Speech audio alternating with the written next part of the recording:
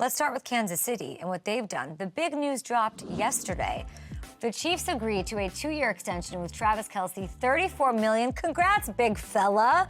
He's the highest paid tight end, yada, yada, yada. They lock him up through 2027. That's interesting. And it all but guarantees something very cool that even 4-time Super Bowl champion Gronk didn't do, though he liked the way that his career ended, and he, of course, loved his time in Tampa Bay. But this 34-year-old tight end is likely, very likely, to play his entire career as a Chief. It is rare to be great in that position, and a huge win for him personally, I'm sure, and a big win for Kansas City going forward. They might add another ring to his hand before it's all said and done, maybe even 2. I don't know. And it's a victory for Kelce. I mean, Luke Kuechly already called the biggest winner of the Xavier Worthy pick when he came on the show, the Chiefs and Kelce, because of Worthy's ability to, specifically for Kelce, lift the coverage for him. And even beyond all that, the Chiefs had a great draft weekend. They get another weapon for Patrick and Jared Wiley. You've got, I mean, you never want Patrick Mahomes saying, you know, Brett Veach, you dirty dog, or whatever he was tweeting with all the exclamation points. You never want to see that in April. All right, let's see here. They beef up the offensive line, 3 picks there. They add 2 more guys to the secondary. They lost L'Jarius Sneed. Nobody seems to be crying about it. They've survived, you know, world without Tyreek Hill once upon a time. So Veach has the bases covered as usual. I do want to dig into the skills guys a little bit here. Mr. 421, aforementioned, a lot of people saw the 40 and they immediately thought, Tyreek Hill 2.0, that's the guy. When he came on the show, he did have a different comparison in mind, and guess what? So did Big Red. I compare myself to anybody. I modeled my game after Deshaun Jackson, so I feel like that was really like my kind of like my go-to. Like whatever I needed, like to look at film or anything, I'll look at him. Him being a good football player that was a good wide receiver. I mean, you know, now you add in there the return ability.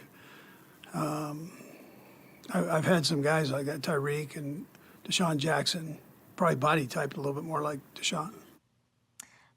Very interesting. Both of them are on the same page already, and they don't barely know each other. Xavier also said after the draft that having Andy Reid as his coach makes him feel a bit at ease because of what he did with Deshaun and Tyreek, that Andy's going to know how to use him the right way, understand the type of player he is, what he's capable of. And then you factor in Mahomes as a quarterback. This is brutal.